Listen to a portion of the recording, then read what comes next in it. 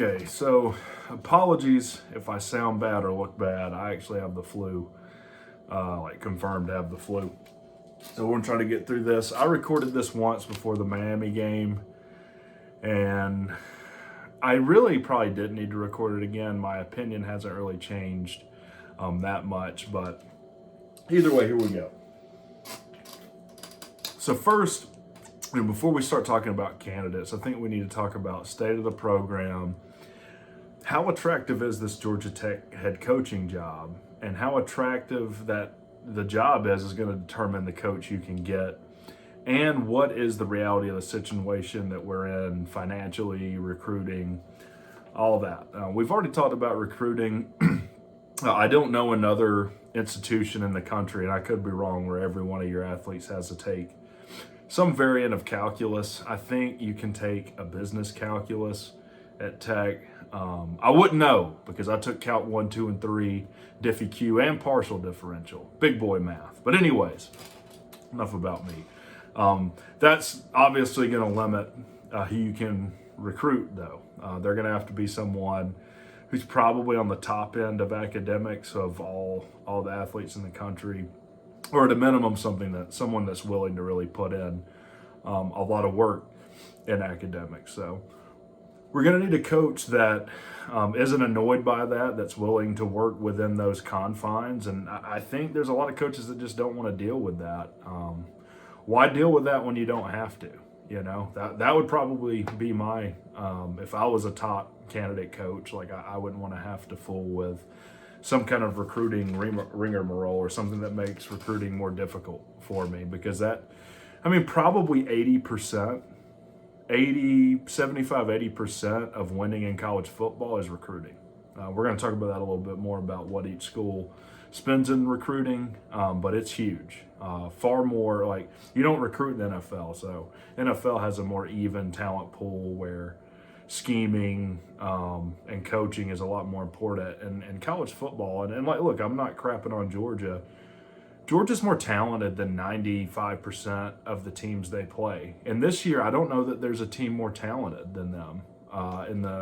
They do like an index on most talented teams. Georgia's been the most talented team in the country for like the past 5 years or something like that. Or they've been in the top 3 for the last five years.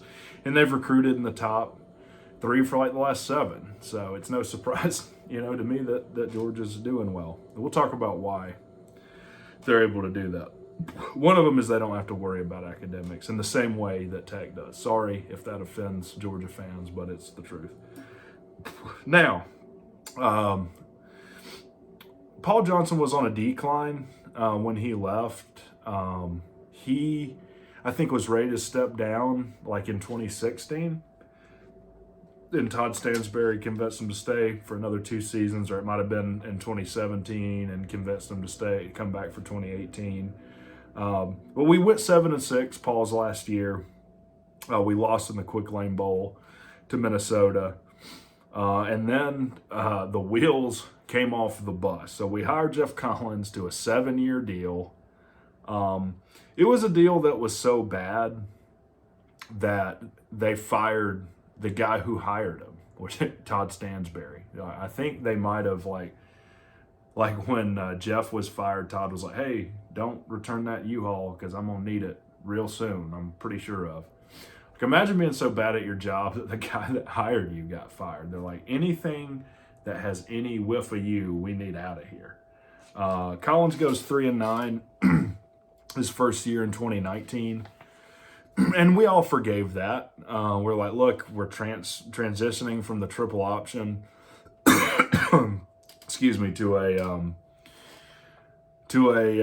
spread offense, a more traditional offense. So we didn't really have a quarterback on the roster that could run it. And you can't tell me we didn't have receivers, though, because we had some really good receivers somehow when we ran that triple option.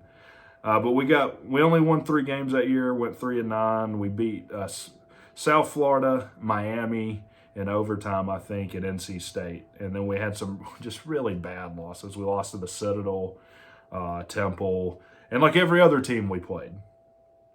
Now, the frustrating thing is that there was zero improvement moving on.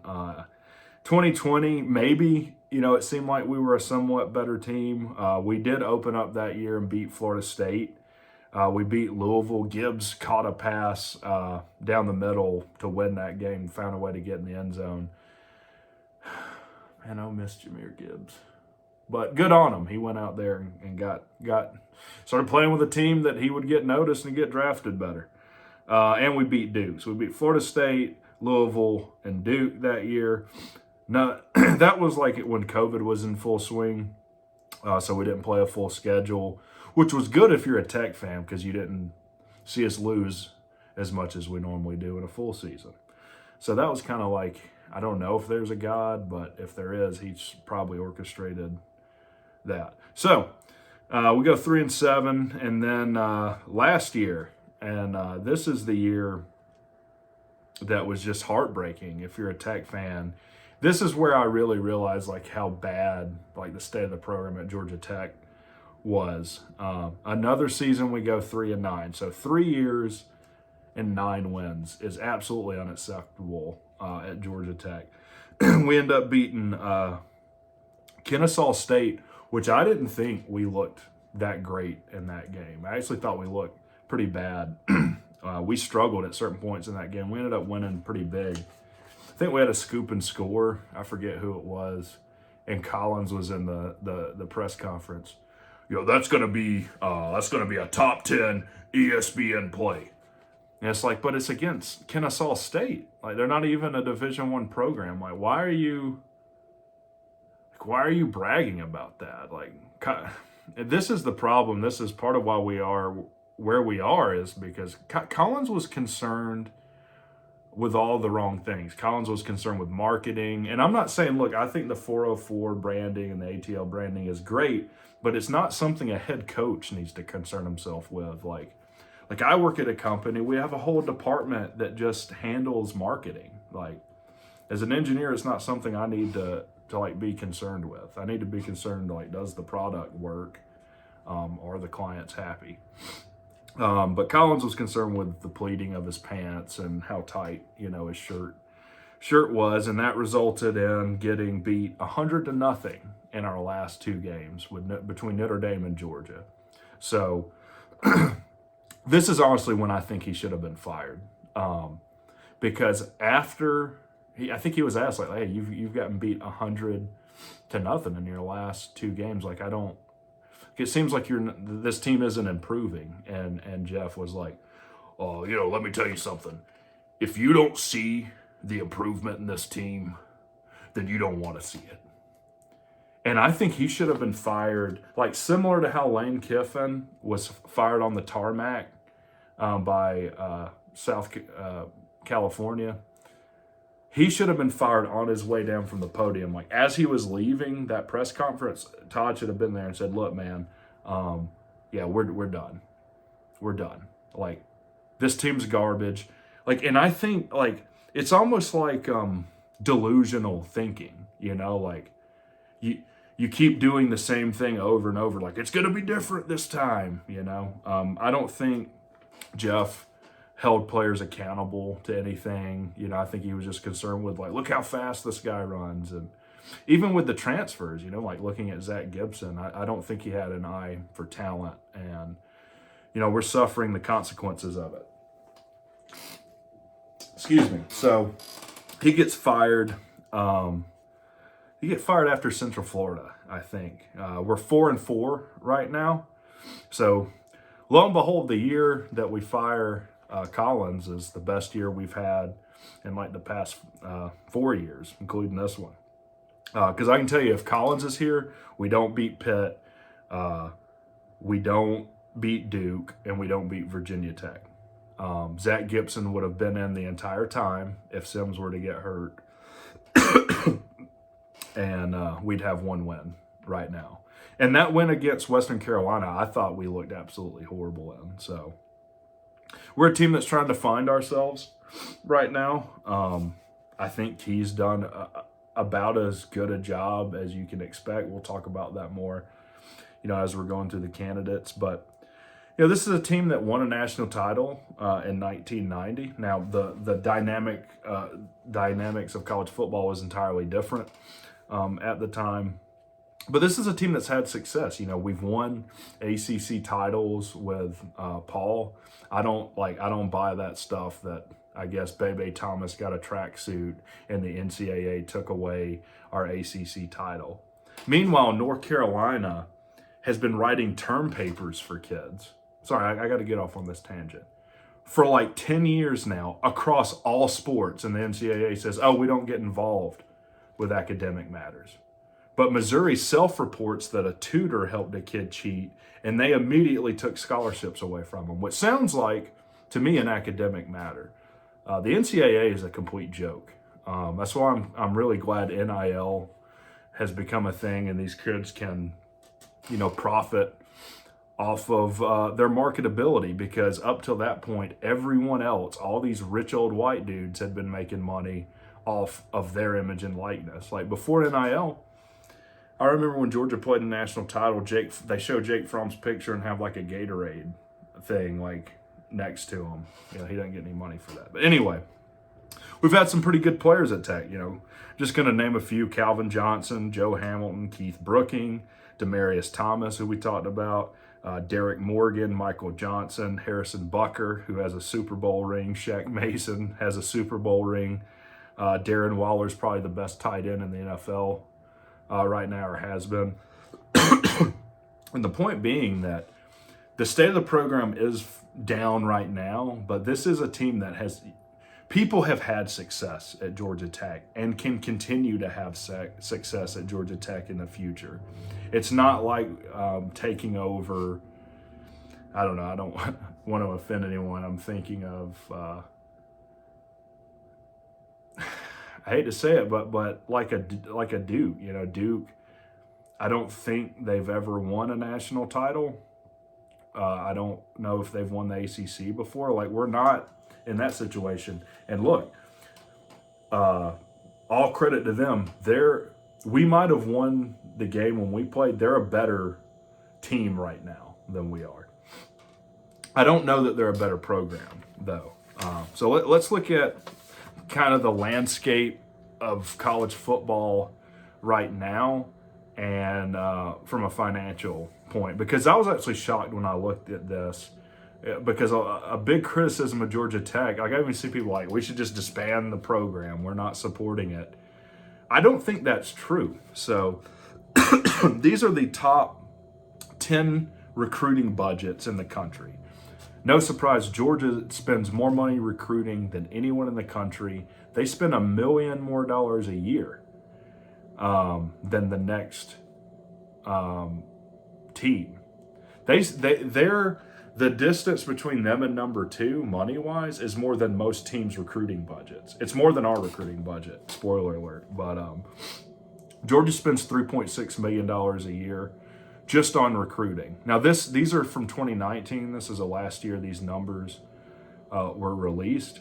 But yeah, Georgia spends the most money on recruiting, and they generally have the best class there every year. They're generally in the top 3. Alabama is the next team. They spend $2.6 million a year. And then this kind of surprised me. Tennessee is number 3. They spend $2.24 million a year in recruiting. I think that's showing now. Clemson's number 4, $2.23 million a year. Arkansas is number 5 at 1.9. And then Texas A&M is number 5 at 1.67, or number 6 at $1.67 million a year. LSU is 7, 1.6. Penn State is number 8 at 1.52. Florida State is 1.5 at 9. Michigan is number 10. They spend at $1.4 million. So I want you to think, how much do you think Georgia Tech spends a year on their recruiting budget? Because I would have been dead wrong. So my thought was they probably spend $300,000 to $400,000 a year on recruiting. And I think this changed with Collins, but we spend $903,000 a year on recruiting, which is good enough for 28 in the country. So there's 131 total FBS teams. That means we outspend 70% of all Division I programs on recruiting. Now, I don't have the numbers for just D1. We're probably middle of the road for D1 schools. But we don't underspend. Like, we're not criminally underspending on recruiting. You know, we're nearly in the top 25 in recruiting budget. There is some support there. I mean, I was really surprised. I thought we were probably like 80th in the country, spent like 300,000, but no, we're up around $1 million a year in recruiting, which is enough to be very competitive and certainly enough to be better than we have been up to this point. So there's 4 ACC schools that spend more than Tech on recruiting, obviously Clemson, Florida State. But here's some teams we outspend in recruiting, just to give you an idea. Virginia, NC State, Ole Miss. We spend more than Ole Miss on recruiting budgets as of 2019. Oregon State, who's pretty good right now. So I think we spend enough to be competitive within the ACC. I can tell you that much. Let's look at now the top 10, because we're looking at coaching candidates. Top 10 highest paid coaches, actually 11. So number one's Dabo Swinney. He makes $10.5 million a year. They've got him signed through like 2031, like a 9-year contract. So I think Saban has a favored nations clause, so next year he'll be the highest paid. And he is number 2, $10.395 million, 7 years. Kirby Smart is the 3rd highest paid coach. So our 2 biggest rivals are 1 and 3 in highest paid coaches and 1 and 4 in recruiting. So that is one challenge for any coach coming into Georgia Tech. Smart makes $10.25 million. He signed to a 10-year deal, $110 million in total. Lincoln Riley makes somewhere more than 10 because USC is a private school. They don't have to disclose what they pay their coaches, which I didn't know that, by the way. Any public institution does. In fact, if you didn't know, like, I got mad at some of my professors at Tech. You can go look up what they make and make yourself even more mad. All right, Brian Kelly. There's the next 3 are all tied for 5th. Brian Kelly, Mel Tucker at Michigan State, and Ryan Day at Ohio State all have 10-year, $95 million deals. They all make $9.5 million a year. David Shaw at Stanford, are they even relevant anymore? Makes $8.9 million a year. Coach we just faced, Mario Cristobal at Miami, makes $8 million a year. Jimbo Fisher, who struggling mightily, makes $8 million a year. He's got like $100 million guaranteed, though. I think something like that. I think at the time he signed it, it was the biggest coaching deal ever signed. And he was struggling at Florida State when he signed that deal. People at Florida State wanted him gone. And then Lane Kiffin makes $7.25 million a year. And I think Lane's worth every bit of that. So, you know, that's the landscape of top tier coaches. Now, are we in the ballpark of being able to spend $50 to $100 million on a contract? No. So that's going to eliminate a lot of these guys. Just to give you an idea, in the Power 5 average coaching salaries, no surprise the SEC spends more money on coaches than anyone in the country. The average SEC coach makes $4.3 million a year. Number 2 is the Big 12, which surprised me. I would have figured it'd have been the Big 10. But the Big 12 is number 2 at $3.4 million a year. The Big 10 is number 3 at $3.1 million average coach. And these are head coaches, obviously. The ACC is number 4, $2.7 million, and they're tied for 4 with the Pac-12. Both have an average pay of $2.7 million a year, which I thought it would have been a little bit more than that. In my opinion, for Power 5 Division I coach, the minimum market value is about $3 million a year. If you pay a coach less than $3 million a year, you're kind of signaling you don't think he's very good. So the average Power 5 coach makes $3.24 million a year. And for all Division I schools, it's 2.7 million a year, which tells you kind of the state of the ACC as a conference. So with that being said, you know, what is the state of the program for Georgia Tech right now on a scale of 1 to 10? You know, 10 being, you know, like Ohio State, Notre Dame, LSU, like these really highly sought after jobs. When I first made this video, I said a 5, but I'm actually going to say a 6. Now, I think it's slightly better than a run-of-the-mill Division I school. Now, if you said amongst all Power 5 jobs, I'd say it's a 4 or 5, probably a 4.5. So probably 5.5 if we're looking at all schools, and if we're just looking at Division I schools, probably a 4.5 out of 10 at the moment. So that's gonna limit, you know, who you're able to get. You know, we're not gonna be able to go pluck someone from a program that their state is like an 8 or a 9. It's not gonna happen. Like, you know, it surprised me that Miami was able to go grab Cristobal from Oregon and bring him over there. And I know he's a Miami guy, but you know, it takes a lot of money. So whoever we hire, I'll tell you what I think the deal will look like. Between 3 and 4.5 million a year, 3 to 4 years, something in that range is probably what we're looking at. I don't want to see a deal more than 4 years, you know, unless it's someone who we wouldn't have a chance of getting anyway. So with that being said, that's kind of the introduction. Now let's look at coaching candidates for Georgia Tech head coaching job. All right, so the first group of coaches I want to talk about are the quote-unquote Tech guys. So these are guys that have played at Tech or they've coached at Tech before, have some affiliation with Georgia Tech. And most of these names I got, I'll probably link it in the description, is from article on a Tech website. So first name is Ken Whizzinghunt. He was a big name when Paul left that was in for consideration. I think he turned down the job. I'm not sure.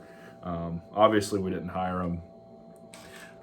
He played at Georgia Tech as a tight end a long time ago. He ended up playing in the NFL at tight end. He was drafted by the Falcons. His name to fame, and the reason that he would even be considered, is he led the Cardinals to their first Super Bowl in 60 years with Kurt Warner. He's a Hall of Fame quarterback that was bagging groceries before he played the NFL. The problem with Whizzinghunt, and before I even go into that, I'll just be honest with you, I could really care less whether someone's a quote-unquote Tech guy or not. All I'm concerned with, are they a good coach? Are they capable of winning? You know, are they success-driven? You could be from Germany for all I care. If you're a good coach, I think you'd be a good fit at Tech. The only reason I would care if you're a Tech guy is if it meant you weren't as apt to jump ship if you had success. That would be the only thing I would care about. But problem with Whizzinghunt is after Kurt Warner left, he never made another playoff appearance after that. He had like 3 straight non-playoff seasons. Ended up getting fired by the Cardinals. He was offensive coordinator for a bit in the NFL, and then he was a head coach at Tennessee. And spoiler alert, he did pretty bad there for the Titans and was fired. So he's currently an offensive analyst at Penn State. And I think that's kind of all I need to know. I know he's a Tech guy, but if you're not even like, you've had this success before the NFL, if you can't even be a coordinator today in college football, you're probably not the guy to be a head coach. It's not someone I'm interested in. And at the end of the video, I'll go through my top 5 candidates, but Spoiler alert, he's not even on my board. I don't want Ken Wisinghut.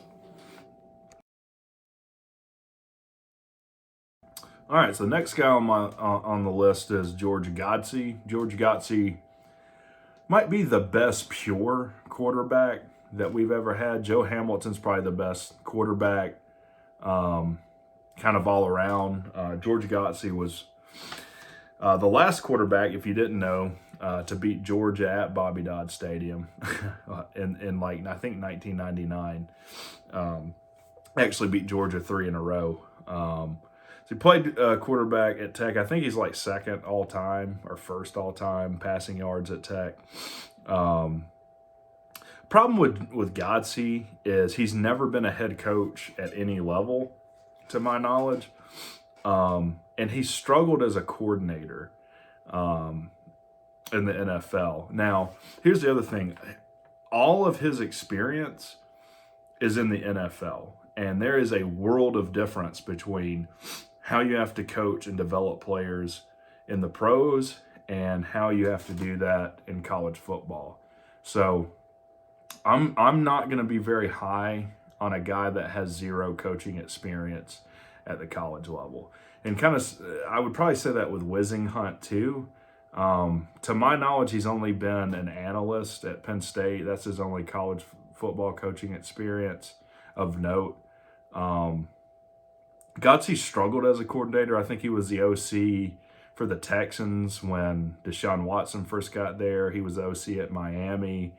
And now I think he's just a positions coach. I don't even know where he's a positions coach at. But, you know, if you're not able to have success as a coordinator, it's probably not, you know, a good fit to move into a head coach coaching role. The other thing is, if he's only had NFL experience, he has zero experience recruiting, which, as I mentioned earlier, that's like 80% of what it takes to be successful in college football. So they mentioned this in the article, but like if Godsey never coached at Georgia Tech, would he even be considered in your mind?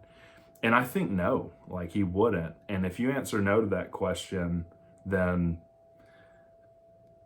you know, he's probably not the guy, right? He's probably not the guy. You're probably looking at him with like rose-colored glasses and, oh, he's a Tech guy. Not high on my list. Okay, the next candidate on our list is Bill O'Brien. So Bill O'Brien didn't play at Tech. He actually played at Brown. He was an offensive coordinator at Tech for 2001 and 2002 seasons, and he was on staff at Tech from 97 to 02. He was with New England from 2007 to 2011. He was different positional coach, offensive analyst until 2011. He was actually their OC. Now, they did not win a Super Bowl while he was there. They won 2 AFC championships while he was there, and in 2011 won the AFC championship. So he was OC with Brady there. Had marginal success at New England, never won a Super Bowl, but hey, two AFC championships, certainly nothing to sneeze at. Someone who's worked with Bill Belichick, who's kind of like the Nick Saban in my mind of the NFL.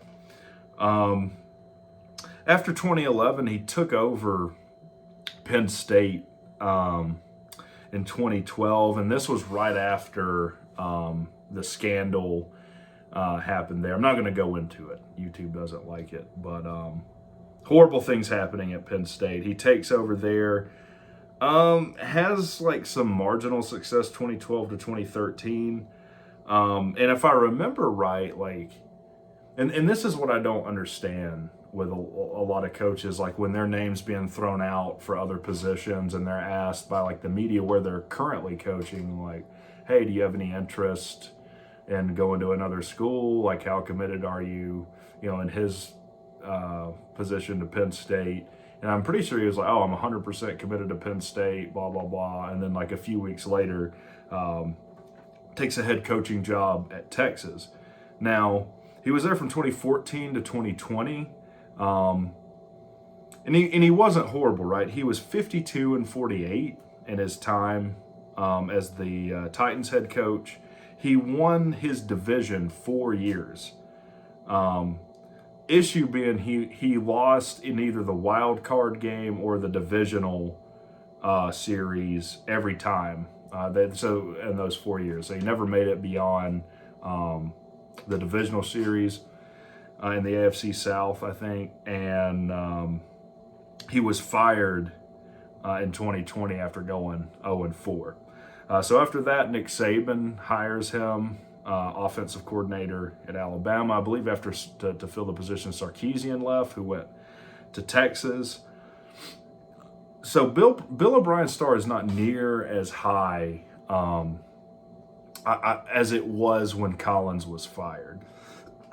Now, I think part of that has to do with Alabama has been just this anomaly of success, for the past 10 years or so, where every year for Alabama is national title or bust. And there's already people talking, like I think the troll Paul Feinbaum was talking about, look, Saban's done. I've heard a lot of people, Saban's finished. It's like he's in the toughest, arguably the toughest division in the toughest conference, especially now with like LSU playing much better, Ole Miss playing much better. And he lost 2 close games. He lost to probably the best Tennessee team we've seen in the past 15 years. And he lost to what is proving to be a really good LSU team all of a sudden. So does that mean that he's washed up? I don't think so. And the point being, I think Bill O'Brien's kind of been caught up, in that. Their offense isn't as good this year as it has been in years past. But I don't know. I'm kind of neutral on Bill O'Brien. Like, I wouldn't hate it if we hired Bill O'Brien as our head coach. But I wouldn't necessarily be super excited about it either. I think it would be a serviceable hire. It would depend on what his contract looked like. But anyways, on to the next one. So the last tech guy we'll talk about, other than Brent Key, I'm going to talk about Brent Key at the very end of the video, is I saw Tushard Choice on the list. Now look, all credit to Choice. I think he was one of the better coaches on our staff when he was with Tech, if not, the best coach on our staff. Choice played with Tech, in the 2000s. He's probably one of the best running backs we've ever had. He was a guy that was recruited, played at Oklahoma. His mother got sick in Atlanta. He ends up transferring. He gets a medical, I think a medical red shirt, or he didn't have to miss a year because it was for medical purposes. Comes back to Tech, one of the best backs we've ever had. And if you haven't been watching college football as long as me, there used to be a time when the NCAA could determine where you could transfer, and your coach could determine where you could transfer. So like when Kirby Smart took over at Georgia, he barred people from transferring to Miami and any other SEC school, I think. So anyways, Choice had a really good career in the NFL with the Cowboys. And as far as coaching experience, I don't think he's had much. I think he coached in Texas for a while, like in a high school scene. When Collins was hired, he brought him on as our running backs coach. Last year, I think he saw the writing on the wall, and that Jeff Collins was probably the worst coach he had ever seen in person or otherwise. Weird thing is, like, he went to Southern Cal, and then like 24 hours later ends up going to Texas. So I don't know really what happened with that. It's a little weird. Maybe it was a money motivated thing. Texas just offered him more money. Maybe he has more ties playing for the Cowboys in Texas. Maybe he saw what taxes you pay in California and said, I'm good. I don't want to pay half of everything I make to the state of California. I'm kind of surprised he's on the list because he just doesn't have enough experience to be a head coach. Like, there is a lot of things that go into being a head coach and a lot of experience you need to kind of drive your decision making. And he just doesn't have it. I'm not saying that one day he won't be a phenomenal head coach. Generally speaking, really good players don't turn out to be really good coaches. Most good coaches didn't play at a very high level in their playing day. Jesus, I can't believe I said that. High level is a Collins words. I've got to get that out of my vocabulary. The exceptions would be like Spurrier, won a Heisman. But anyways, Tushard Choice is not even really a consideration for me. Just not enough experience. But I really like the kid. When he was on staff, he was kind of the only one that was talking anything real. Like, hey man, and I tell you what, when he was here, running backs blocked, man. Like the best part of our offense was our running back room, and I think he was he's probably a big part of getting Gibbs in as well. So I think a really good guy, a good running backs coach, not a good idea for head coach for us. So now we'll look at coaches I would consider, I guess, hand-me-down coaches recently fired that have had success before, but not where they're currently at. So Scott Frost. Scott Frost, I think he started his playing career at Stanford, played 2 years and ended up transferring to Nebraska.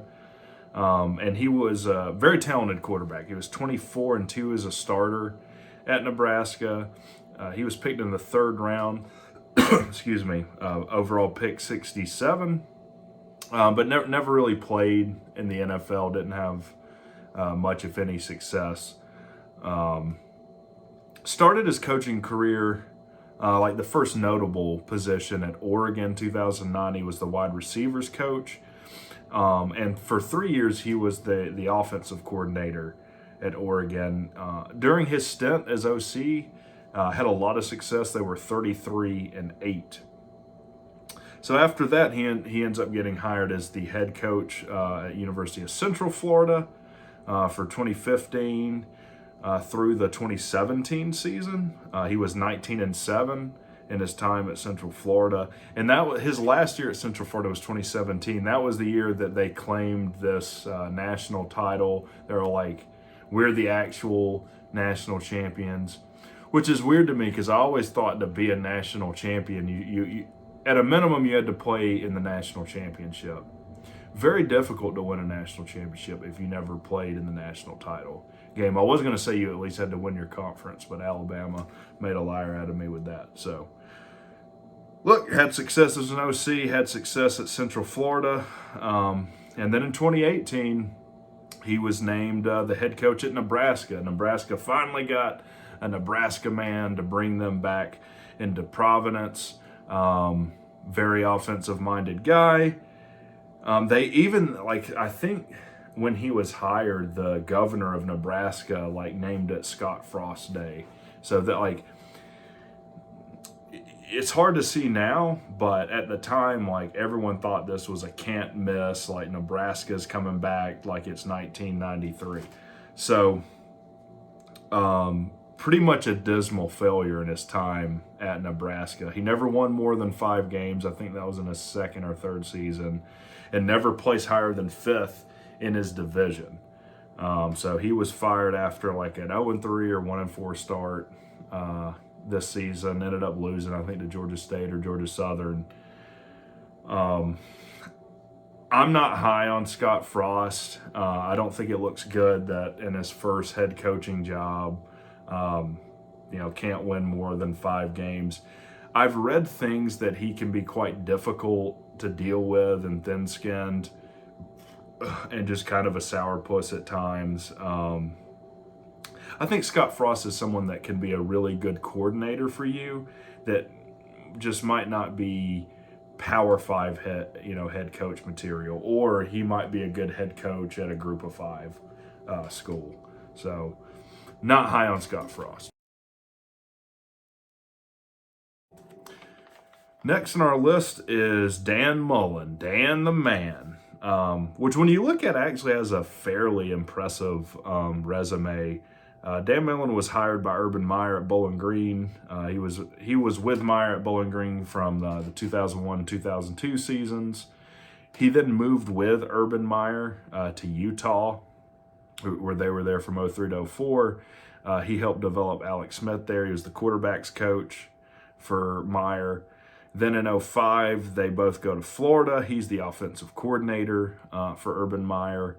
And just look at some of these quarterbacks. You know, he developed Alex Smith, Tim Tebow, Dak Prescott, and even Kyle Trask ended up being, you know, really well. He threw for like 5 million yards against Georgia his last time playing them. After his time at Florida, he ends up getting hired as the head coach at Mississippi State. And I think he's the second. He's second on win columns for Mississippi State. Probably the best coach Mississippi State has ever had. He's there from 2008 to 2017. Yeah, he was 69 and 46 in the SEC West with one of, you know, the lesser programs in the West. Mississippi State. I'm trying to think. They're kind of like the Vanderbilt. What Vanderbilt is of the SEC East, Mississippi State is kind of that to the SEC West. So very impressive that he was able to win as much as he did. I think they were even ranked number 2 at one point. That was when they had Dak Prescott, I think. And then your boys here at Tech had something to say about it in a bowl game one year, I think 2014. So after, you know, bunch of success at Mississippi State, he goes to Florida. He's there from 2018 until 2021 last year. And he wasn't a horrible coach there. You know, the thing is at Florida, if you're not at least competing for your division every year, and you're not, you know, every 3 years competing for a national title, they're going to be frustrated with you. So he was 34-15 at his time at Florida. He was embarrassed a few times by Georgia, but he was able to win against Georgia too. The problem with Dan Mullen at Florida was kind of like with Paul Johnson. Recruiting was a nuisance that he kind of felt like he had to put up with. One press conference, he said, look, we'll recruit during recruiting season. Right now, it's the in-season football.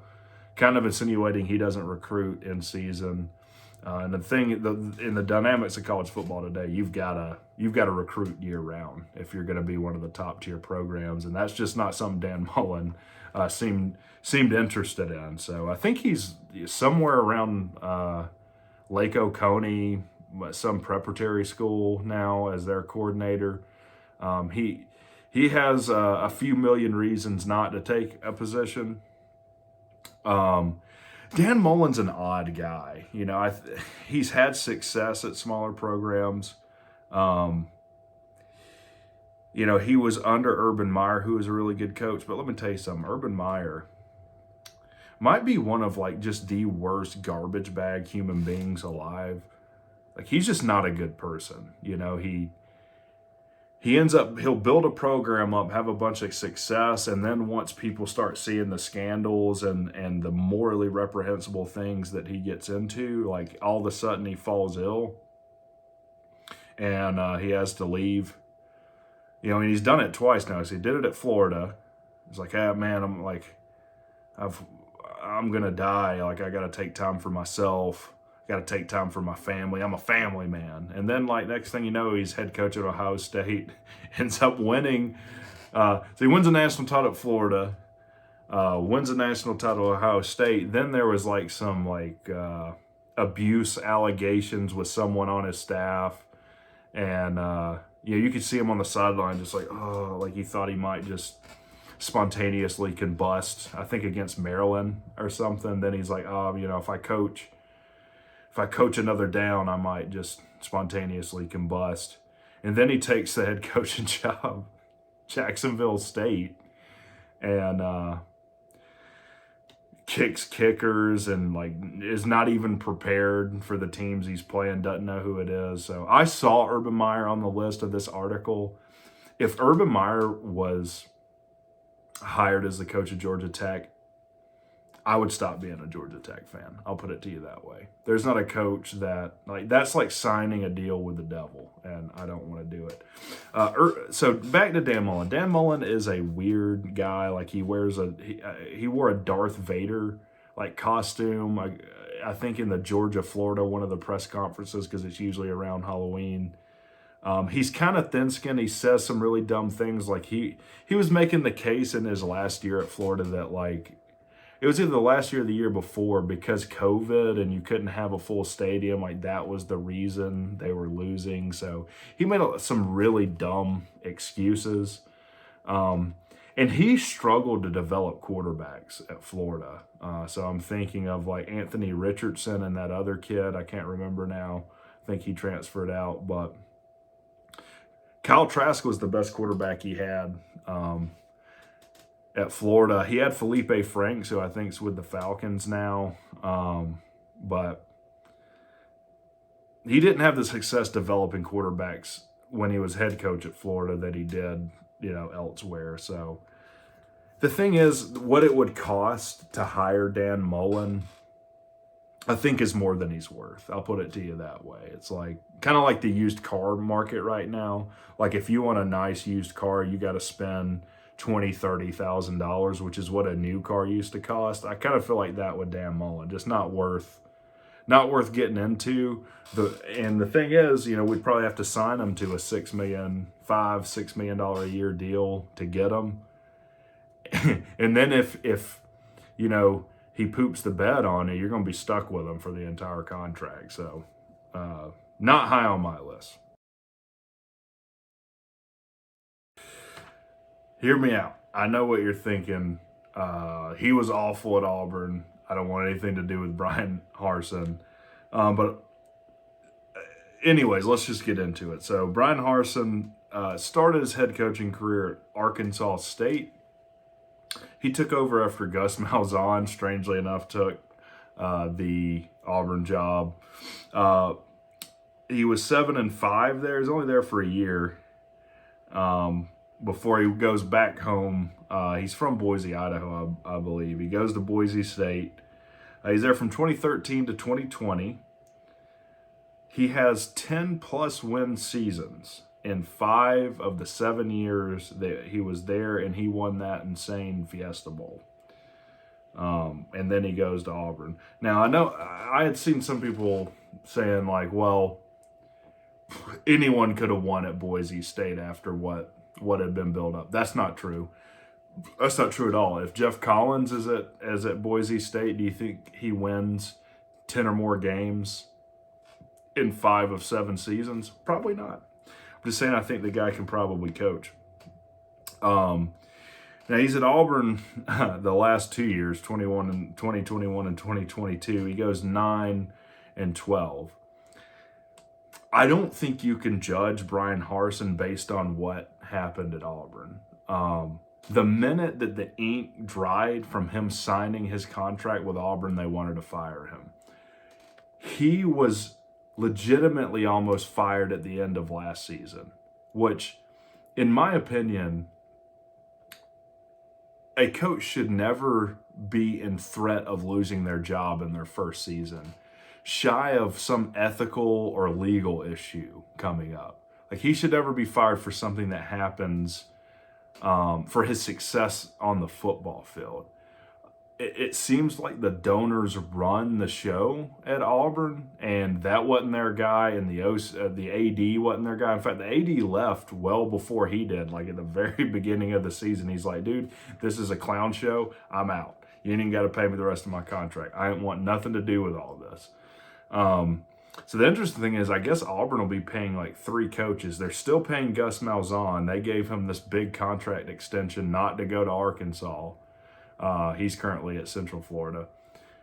They'll have to pay Brian Harson's contract out, and they'll have to pay whoever they hire, I guess, at the end of this season. So keep in mind, we're going to be competing with Auburn to get a head coach, and they have way more money than we do. So it's going to make it difficult.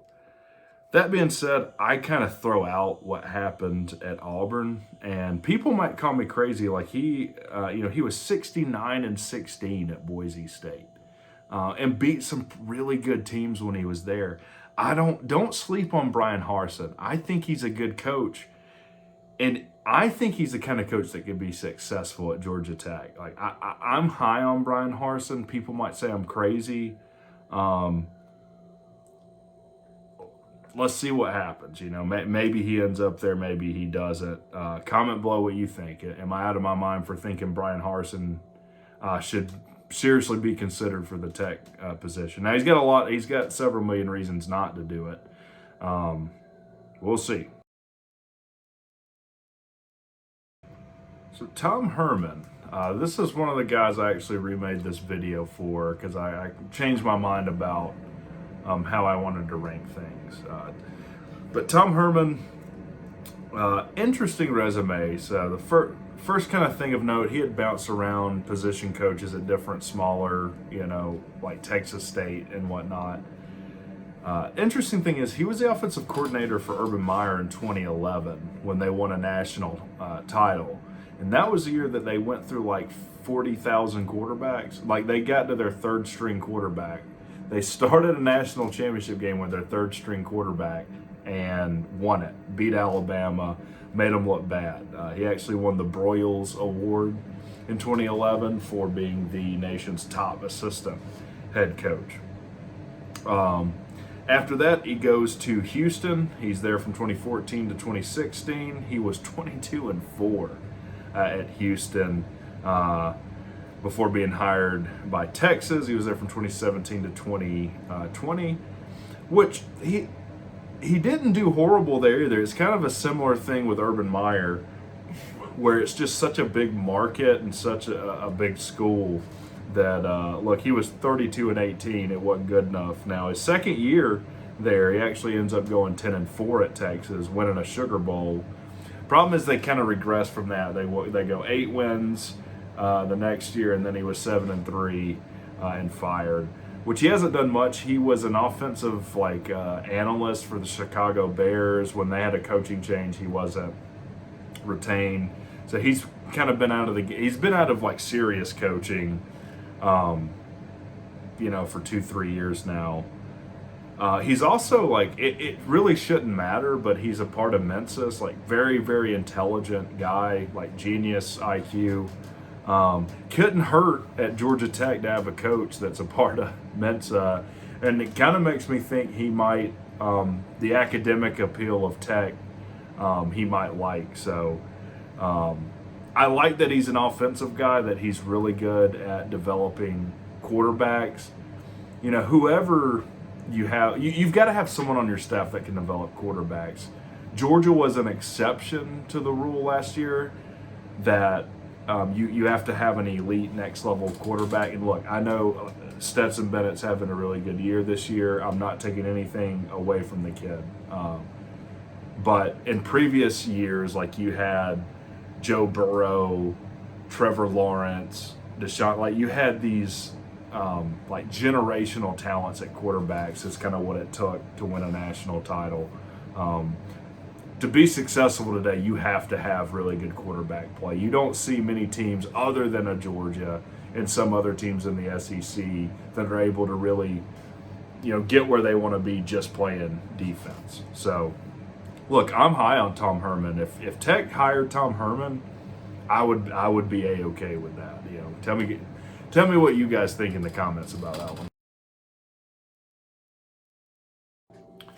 So for the last of our hand-me-down recently fired coaches on the list, Matt Rule. Now I've already given my opinion on kind of bringing guys back from the NFL, and Matt Rule does have a lot of college experience. Thing is, this would just be too weird of a hire, so I'll get into why as we go through his resume. So. The first head coaching job was at Temple. He was there from 2013 to 2016. He was 28-23 in his time there and had some really good seasons. So his last 2 years, 2015, 2016, he goes 10-4, 10-3. I'm pretty sure They had like a few kids drafted out of there too. Now, who took over after Matt Rule?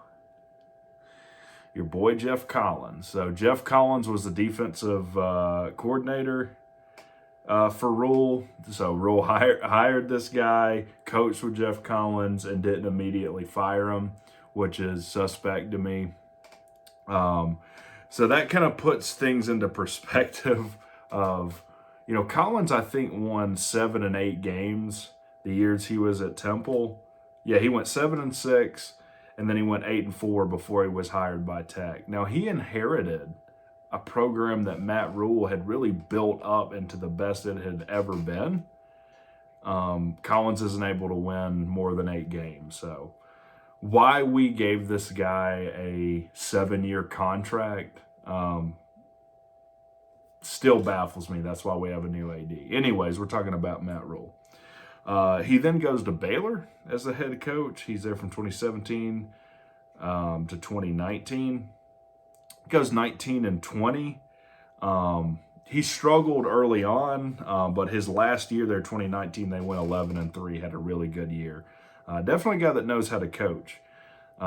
He then goes to the NFL. He's hired by the Carolina Panthers, which has been pretty rough, right? He's 11 and 27 with the Panthers. Never really able to get things going there. They fired him, I think, 3 or 4 games into the season this year. And now he has about 40 million reasons not to coach anywhere for a while. I think his buyout is like $40 million with the Panthers. I think Matt Rule's a good coach. I think he could be a really good college coach, has been a really good college coach. I don't want anything to do with a guy that's that closely related to Collins, though. Like, it would just be too bizarre to, like, the guy who was the coach at Temple before Collins, before we hired him, we hire Matt Rule. I don't want any part of it. So we'll see.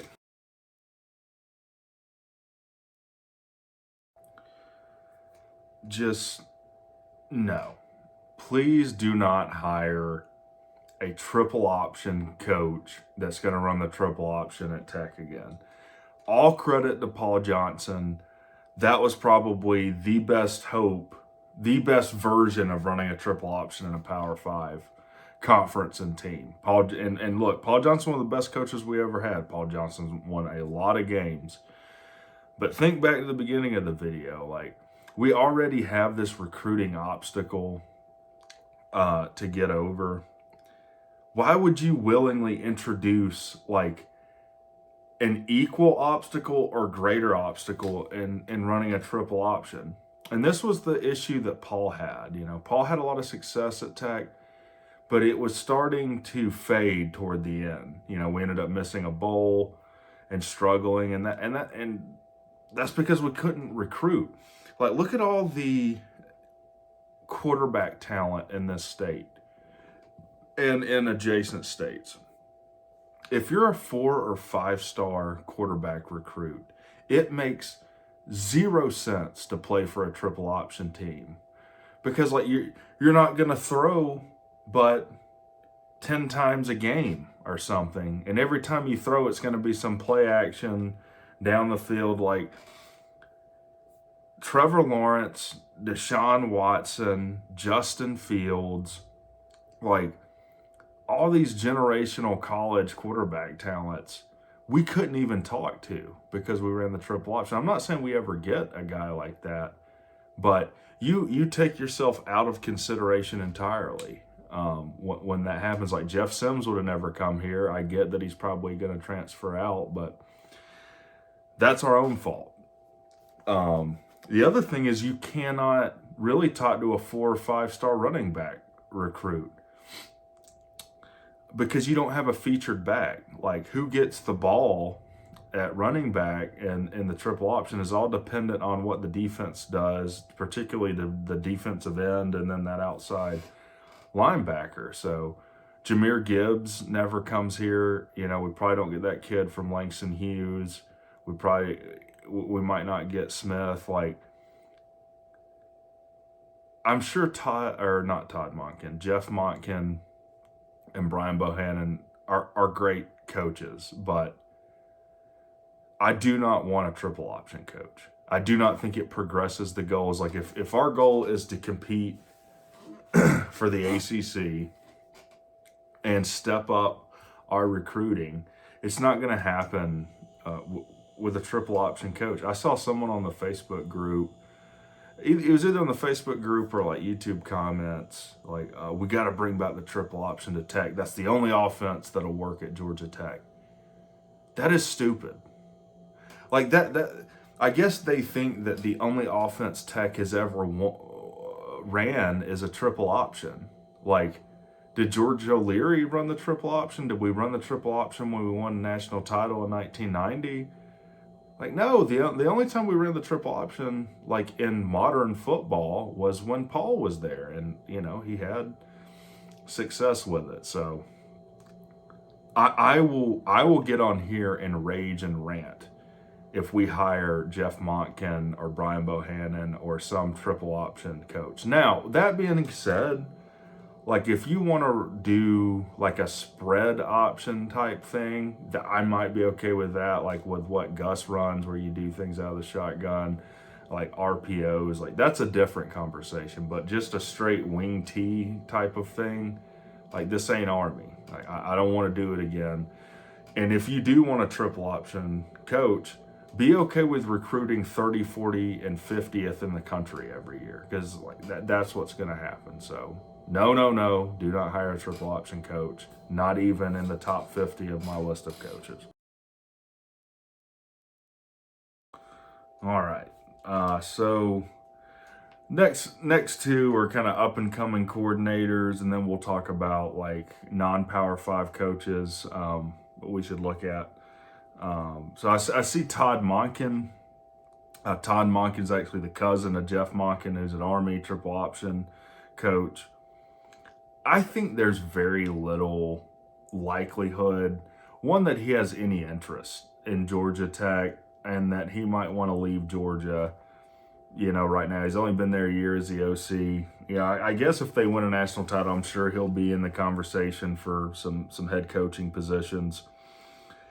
The only head coaching experience he has, from what I can see, was at Southern Miss. He was there 2013 to 2015. Ended up going 9-5 his last year. Been the offensive coordinator at several teams in the NFL. And as much as I would like to take Georgia's offensive coordinator, bring him to Tech, and then have success, kick it to Georgia, and come to prominence, I think there's like less than a 5% chance that this guy comes to Tech. I think he's happy where he is. He makes $2 million a year right now as a coordinator, so I don't see it happening. Let's talk about Alex Atkins. This is a guy I don't really know how to feel about. He doesn't have much experience as a coordinator, and very little experience as a coordinator at a Power 5 school. Or even Division I school. So he played offensive line. I think I don't know if he was a guard or a tackle, but he played and started 4 years at UT Martin. In 2007, he was a grad assistant there. He was promoted to tight ends coach at UT Martin. Ends up going to Marshall as a grad assistant in 2009. 2010-2011, he's the offensive lines coach and recruiting coordinator at Itawamba Community College in Mississippi. He then goes to Chattanooga. 2012 and 2013, he's the offensive lines coach. 2014-2015, he's the offensive lines coach at Georgia Southern. He then goes to Tulane, where he's the assistant head coach and offensive line coach from 2016 to 2018. So that's his first, I guess Georgia Southern's his first kind of Power 5 deal, not being a grad assistant. 2019, he goes to the Charlotte 49ers, where he's the offensive coordinator. I had never heard of the Charlotte 49ers. I thought they were some like arena league team, but they're Division One team in the Conference USA. Check them out. Then he gets the big bump. 2020, he is named the offensive line coach at Florida State. And he was promoted this year to the offensive coordinator position at Florida State, and it seems to have served them well. Their offense is playing really well, and Florida State's having one of the best seasons they've had under Mike Norvell. Things with Alex Adkins is, yeah, he doesn't have a ton of experience Division One, but he's an offensive line guy, and we already have. And I know there's people that think Brent Key is a garbage offensive line coach. I don't think that's true. So if we hire Alex Adkins, I would kind of be like, well, why would you not just hire Brent Key? Like, why would you not just promote Key from interim to head coach? So I don't think it makes a lot of sense to hire this guy. Brent Key has a much better resume coaching under Saban, coaching under O'Leary. He already knows the situation at Tech. We'll get more into that later, but interesting guy to have a conversation about. I don't think this is the guy, though, for sure. Lance Leopold. I am really high on this guy. So currently at Kansas. Started his head coaching career at Wisconsin and Whitewater. I believe they're a Division III team. He's there from 2006 to 2014. But check this out. He was 109-6 at Wisconsin and Whitewater and won 6 national titles. Now I know it's a Division III team, but here's the thing. Whatever level of football you're playing or coaching at, everybody wants to win. Everyone's competing. So if you win 6 national titles, even if it's at a Division III school, you know what you're doing on some level. You're doing something right. So really impressive there. He then gets hired at Buffalo. He's there from 2015 to 2020. Not as impressive. He was 37-33 at Buffalo. He did have some good wins. The thing with Buffalo is they generally schedule, 2 or 3 Power 5 like non-con opponents that are pretty tough. But does better than 500 there. The big thing to be excited about with this guy is he gets to Kansas last year, 2021. Check out the teams he's beat. So last year he beats Texas. I think it's the first time they beat Texas in a good while. They beat West Virginia this year. They beat Houston. They beat Duke. Don't sleep on Duke. Duke's a good team. Might win the Coastal. They beat Iowa State, who's their rival. They beat Baylor. They beat Oklahoma State, who was like a top 10, top 15 team at one time. And then narrowly lose to TCU 38-31, who's ranked like number 4. So I'm really excited about this guy. Now he's a Midwest, West United States guy. I don't know how much interest he'd have at coming onto the East Coast, coming to a place like Tech. Definitely a guy you call and at least make him say no, though. Lance Leopold, a really, really good candidate if we could get him. The next on our list is Dave Clawson. Dave Clawson is currently the coach at Wake Forest and appears to be a very good coach. Little history on Dave Clawson. Dave Clawson actually replaced Cutcliffe at Tennessee under Philip Fulmer. Actually ended up being a disaster. Fulmer was relieved of his duties I think 4 or 5 games into that season in 2008. They end up hiring Lane Kiffin at the end of the year, and Clawson is relieved of his duties by Lane Kiffin, I think on December 1st of that year. 12 days later, he's hired as Bowling Green's head coach. He's there from 2009 to 2013. He goes 32-31, so he's a game above 500 there. His last year they did really well, went 10-3, won a bowl game, and then ends up getting hired by Wake Forest. And he struggled early on. They went like 3-9, 3-9, and then progressively got better, like 7-8 win season. Now, last year they ended up winning the Atlantic, which is the tougher side of the ACC. The year before they went 4-5 though. He is able to rebound, come back, loses to a good Pittsburgh team with a really good quarterback and Kyle Pickett, who famously did a fake slide, which I think should be a 15-yard penalty. Like, let me go on a tangent here. If there's all this like penalty stuff to protect the quarterback, like if there's even a whiff of pass interference or roughing or anything, they throw the flag. Why would you be able to fake slide? Like, that makes it more dangerous. Anyway, they lose the ACC title last year in 2021. And then this year they started off really well. They have a really good offense. They run that offense. It's kind of interesting where they'll hand it to the running back and then like it takes a while to develop. Their running plays almost develop like passing plays. It's kind of weird. So they'll let all the blocking develop, and then like literally 2 seconds they'll kind of hand for 2 seconds they'll hand the ball off, and it ends up working. Clawson's an offensive guy. They start off hot this year. They're 6-4 right now. They're 2-4 in the ACC. I would think Dave Clawson has zero interest in coming to Georgia Tech. Like, he makes $3.6 million a year right now at Wake. I don't see us paying him a whole lot more than that. And would it be worth it to offer him like another $1 million a year, like get him in at 4.2 to 4.5? Like, are you super excited about that? Not really.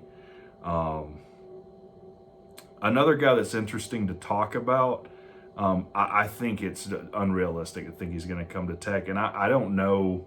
I'm sure he'd be a great coach. It just doesn't seem right. It just seems like you're trying to force something that's not meant to be. But certainly, worth calling him and kind of feeling him out and seeing where he is. But the regression this year, losing 4 games, like, I don't know. I'm just not high on it. So the guy that's probably on the top of most people's list, and not just Georgia Tech, I'm sure this is a guy, Auburn, Nebraska are looking at too, Jamie Chadwell. So looking into Jamie Chadwell, 2009, he was the head coach of North Greenville University. He was 20-14 there. He took them to their first ever playoff appearance, and lost in the quarterfinals. I think they're a Division III team. So he's there from 2009 to 2013. 2012, he takes a head coaching job at Delta State. Doesn't have much success. He's only there for a year. They go 3-7. And then in 2013, he takes a head coaching job at Charleston Southern, where he does have a good bit of success. Goes 35-14. But there were some issues, which we'll talk about in a second. Let's see. So 2013 is at Charleston Southern. Ends up at Coastal Carolina in 2017. He's the offensive coordinator for them. Their coach, I forget his name at the time, ends up having to take a medical leave. Jimmy Chadwell is named the interim. They don't end up playing in 2018. I don't know why, but that is the year the NCAA investigated Charleston Southern and found that, I don't know if it was only during his tenure, but it included his tenure at Charleston Southern, Um, from what I read, the students were buying things with their scholarship money they weren't supposed to buy, like electronics and like entertainment items. So they had to vacate a bunch of wins. So not great, but I don't really know how to feel about it. So they don't play in 2018. The head coach is medically cleared to coach, but then they name Jamie Chadwell the head coach. They take the interim tag off of him and name him head coach of Coastal Carolina in 2019. Now here's the thing. So he is 98 and 55 all time in his coaching career. And check out this. So 2019 he goes 5-7. It's his first year. 2020 11-1. 2021 he's 11-2. And then 2022 this year he's 8-1. Now this was before this week. I did this research before Saturday's game. That's why I had to re-record it. But he is the first Sun Belt NCAA Coach of the Year, and he's only the third non-Power 5 coach ever to be named a Coach of the Year. So, this offensive guy on his ascent up the head coaching ladder, he coached quarterbacks. And look at these wins. He's beat Georgia State and Georgia Southern. Those are two good teams. Marshall, who beat Notre Dame. App State, who beat Texas A&M, should have beat North Carolina. Let's see. And they beat BYU. I don't think it was this year, but they beat BYU when they were ranked 8. A lot of impressive wins. I think they're even ranked in the top 10 at one time, like last year or the year before. Probably the highest star you can have on Jamie Chadwell here. And I think the only thing we could do with that, because I'm sure Auburn's going to be talking to him, is like, yeah, man, you can go to Auburn. They're going to be able to offer you more money. But if you don't have immediate success, or you look at one of these donors the wrong way, like, they're going to fire you. Like, do you want to deal with that? You can come here and make a bowl your first year or second year. We're going to be happy. So really high on Jamie Chadwell. All right, so the other guy, probably that was on the top of most people's list right when Collins was fired, primetime Dion Sanders. A lot of buzz about him going to Auburn. Here's the thing. I want you to put out of your mind for a minute that this guy's probably the most prolific defensive back the NFL has ever seen. Let's put that out of our mind and just look at his coaching resume, because that's what he'll be hired here. He's not going to be making plays for us. He's going to be coaching for us. First job he had was at Prime Prep Academy. He was the head coach there. He was a head coach at a school that he co-founded. So he basically co-founded a school. He owns, I would think, at least half of it, and then I'm assuming makes himself the head coach of it. I can't even find like stats on any of this. Like, these are high schools. Then he goes to AAA Academy. He's the head coach, 2015 and 2016 seasons. He then goes to Trinity Christian Academy. I think he was the offensive coordinator there. I don't even think he was the head coach from 2017 to 2020, where he coached both of his sons. He then goes to Jackson State, where he's at till this day, which is interesting to me. You don't usually see someone go from a high school offensive coordinator to even a head coach at a historically black college like Jackson State. I mean, and look, all credit to him. He's 23-5 at Jackson State. He has had a ton of success. He's the best recruiter that's ever been at a historically black college. He flipped the #1 recruit in the country, Travis Hunter, and there were people mad about it, and he talked junk to people. So I'm not taking any of that away from him. There are things I've seen that I don't like, that really make me scared about hiring Dion Sanders. Number one, like on the back of his shirt, like when he's coaching, it says at Coach Prime. Like, in my opinion, like when you're a coach, like it's not about you. It's your players should be in the forefront. Your focus should be preparing your players and making sure they're the focal point. It should, like, his name's not Primetime.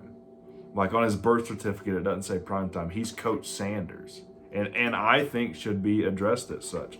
And I love that guy that just ripped his hand out like a la Jeff Collins, or he pushed Dion away. It's like, hey man, this ain't the Dion show. Like I'm here to win. Like we ain't friends. We're competitors. And Dion, kind of got butthurt about that. The other thing I see that worries me is like he talks about the pay, and look, I get that, he's trying to bring the HBCUs more into prominence and make sure they have better deals and the financial stuff. Like he talked about, hey, we shouldn't, if we're going to go get our heads beat in, like we should get 500, $750,000 to go up there and play them. And I don't disagree with that. I think those are conversations you should have with your athletic director or the athletic director of these other schools. It's not something you should be putting out in press conferences, even when he had this spat with this coach, like he's like, did they not sell out? Like, I don't like it, and I don't think he would be a good fit at Georgia Tech, all truth being told. I'm not saying he won't end up being a great Power 5 coach somewhere. I'm just saying when you look at his resume, set aside, his NFL career, it is a huge risk with the lack of experience he has coaching to hire him as your coach. And the other thing is, he is primetime. He's going to want a lot of money. And for him to leave Jackson State after he's kind of stuck his foot in the ground and say, hey, I'm here, to build up these communities and bring HBCUs into prominence and get them the respect they deserve. It's going to take a lot of money for him to set that aside and say, I'm going to go coach Power 5 football now. I would think he's going to want something like $6 million a year, which just none of that would make sense for us. The risk is too great. And like, what would happen if he came here and he struggled for a season or two? What would happen if he gets here and then like a Sims situation where Sims wants to transfer out? Would he throw him under the bus? I don't know. I personally think it would be a mistake to hire Dion. All right, let's go in a different direction. Sean Clark. I was much higher on this guy when we fired Collins. He's an App State guy through and through, so I think he went there. He was our offensive coordinator from 2016 to 2019. He was named their head coach in 2020, which is where he is today. He's 25-12 currently. But they have had a string of losses, so they're 5-5 now. I was excited. They went up there, they beat Texas A&M, and I was like, they almost beat North Carolina. And I was like, man, they have a lot of losses to pretty good teams though. So they lost North Carolina 61-63. The thing is, North Carolina doesn't really. They're kind of like Oklahoma used to be with defense, where they just didn't play it. They beat Texas A&M 17-14. They lost to James Madison in a tight one, 28-32. James Madison, as of last week, was 5-3 with wins over Georgia Southern, Marshall, Louisville. So that wasn't a bad loss. James Madison's pretty good.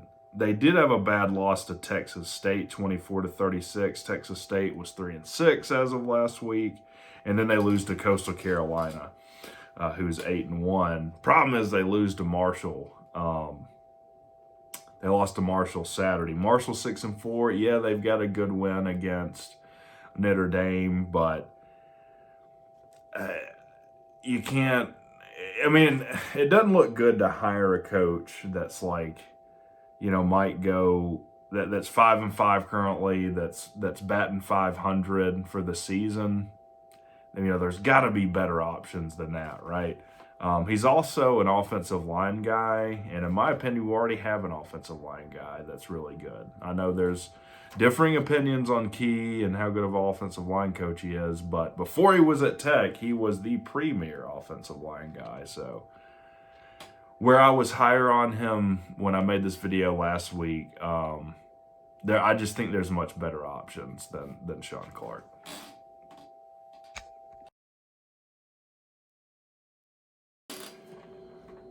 All right, so before doing this video, I didn't really know much about Bill Clark. I know he was a hot name when the position came open. We fired Collins. Looking into his resume, 2013, he was the head coach at Jacksonville State, not to be confused with Jackson State. He went 11-4. He was only there a year, and then he went to UAB, where he was there from 2014 to 2021. I think they discontinued their program for a year or two. But fairly impressive. They had 2 conference titles. He's 49-26 at his time at UAB. He had to step down last year for medical reasons. He had to have spinal surgery. He has or appears to show interest in coaching again, wants to get back in it. And he's 60-30 all time as a head coach. He is a defensive-minded guy, though, and I think the guy I want to see as head coach of the Jackets is an offensive guy. That's where we have problems. That's where we need to improve the most. And honestly, if you want to win in today's college football, I mean, you've got to have a prolific offense. Again, setting aside what Georgia was. And Georgia's no slouch on offense, don't get me wrong. It's just that their defense last year was once in every 50 years type deal. I mean, I guess it wouldn't, Bill Clark's another guy that I'm just neutral on. I wouldn't be super disappointed if he was hired, but I wouldn't be necessarily super excited about it either. And I'm not high on a defensive guy being named the head coach.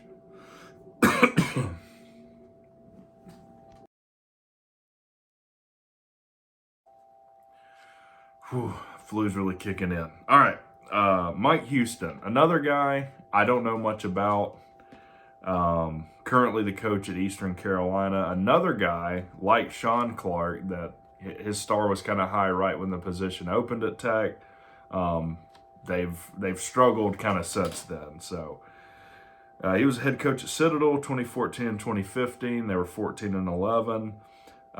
Most success he's had has been at James Madison. I think they won a national title at whatever level they played at the time. Yeah, he was at James Madison 2016-2018. They were 37-6. And then at ECU, he's been there from 2019-2022, and he's 20-23 overall. I think they're like 5-5 or something this year. He's another defensive-minded guy. And like App State, they've kind of been on the decline like the past 4 weeks or so. Again, I don't really want a defensive-minded guy. I want an offensive-minded guy, and I'm just not excited about the guy. Maybe he would come here and be a great coach. He had success at James Madison. Really, the biggest thing with them this year is they almost beat NC State. NC State was supposed to be really good, and it turns out NC State's not as good as everyone thought. Kind of like with App State, they beat Texas A&M. Turns out Texas A&M is not very good. So if I don't look at a coach and there's not some wrinkle I think they bring to the institution. There's not something I'm excited about. Like, moving on. Like, this guy's not even on my list. So,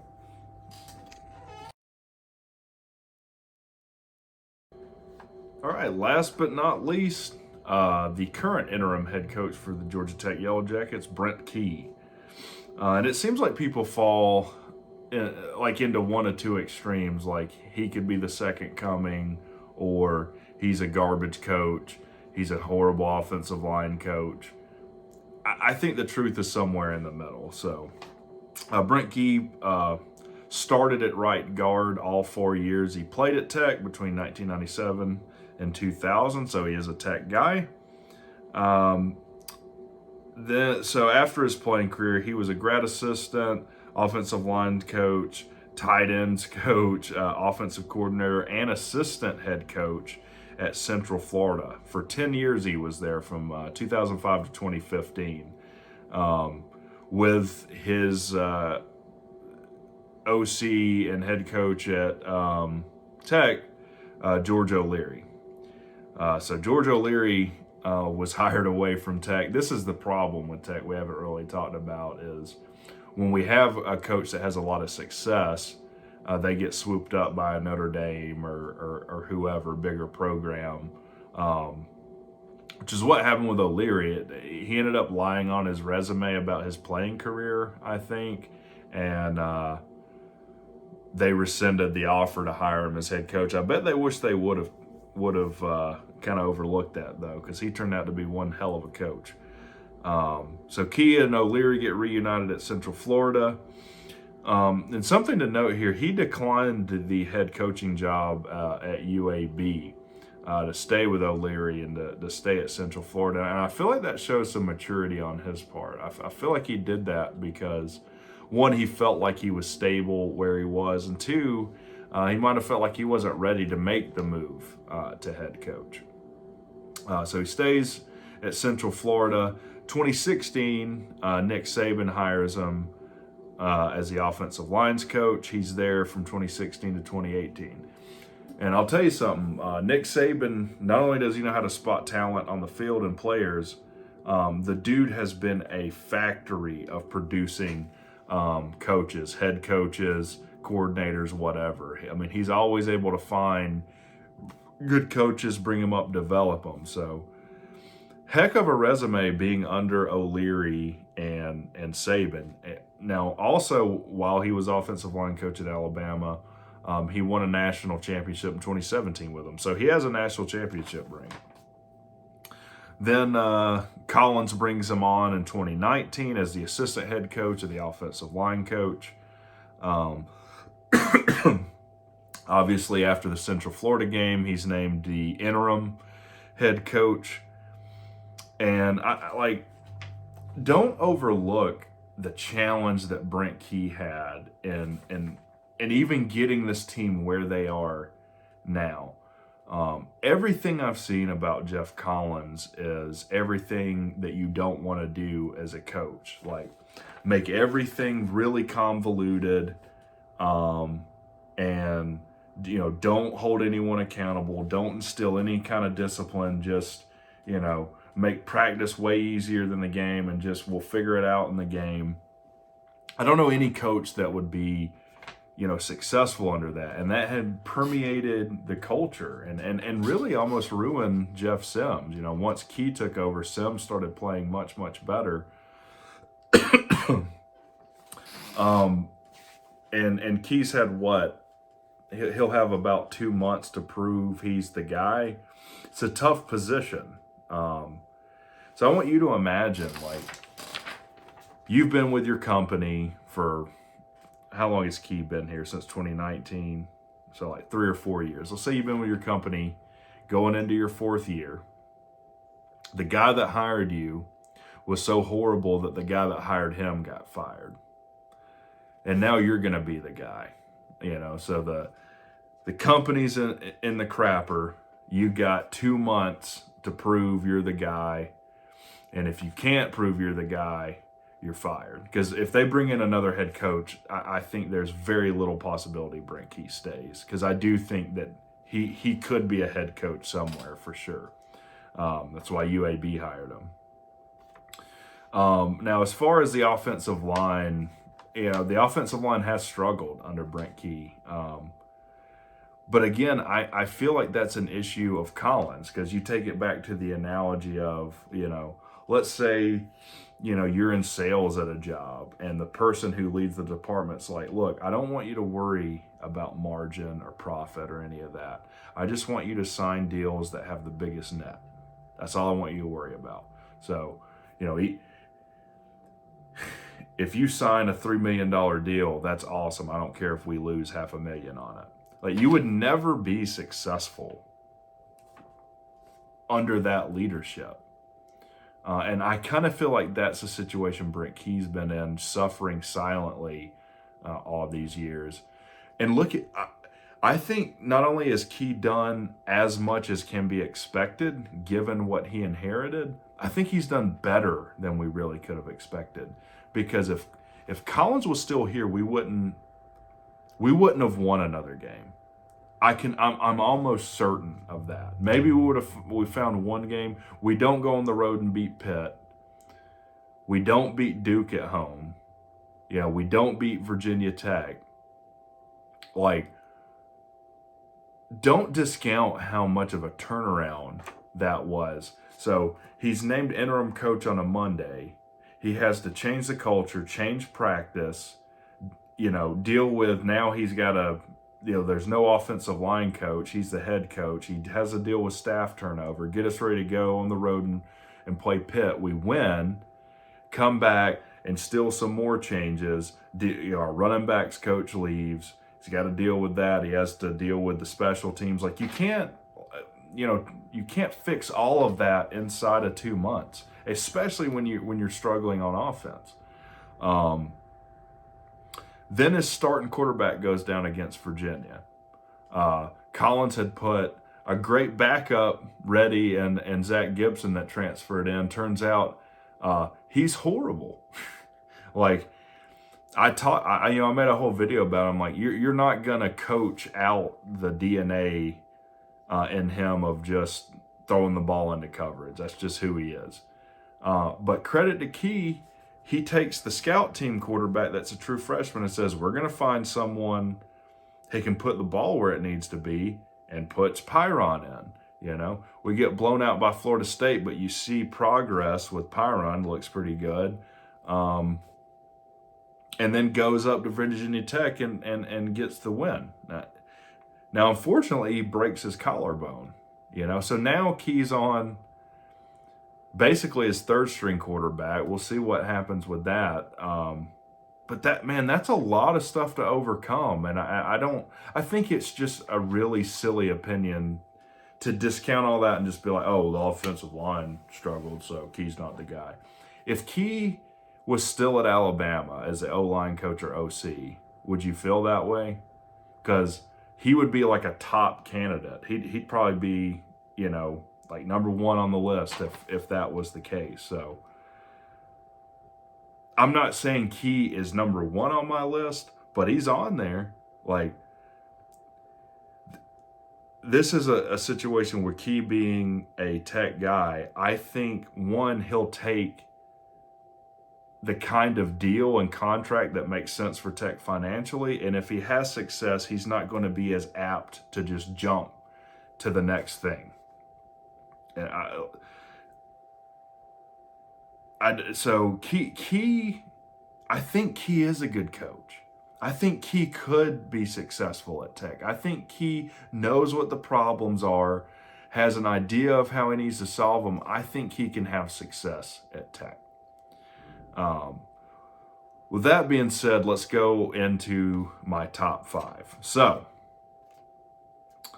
number 5 on my list.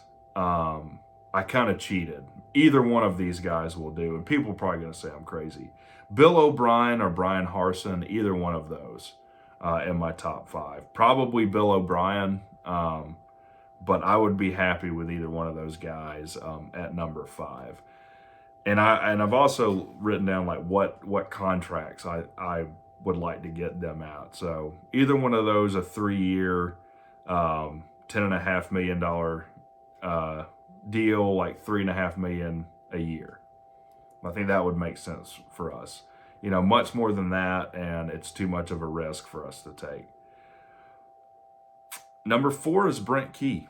I'm high on Brent Key. I'm gonna be fair.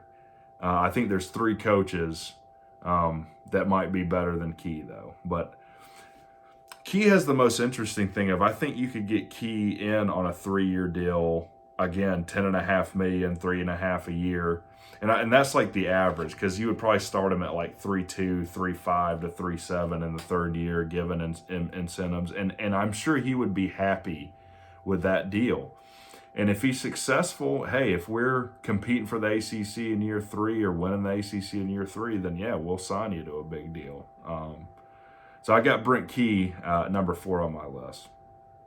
Number 3, Todd Herman. Todd Herman's been out of the game a minute.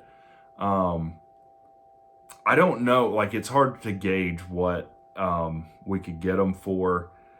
I'm looking at like a 4-year deal, making averaging $4.5 million a year, maybe like 18 million total.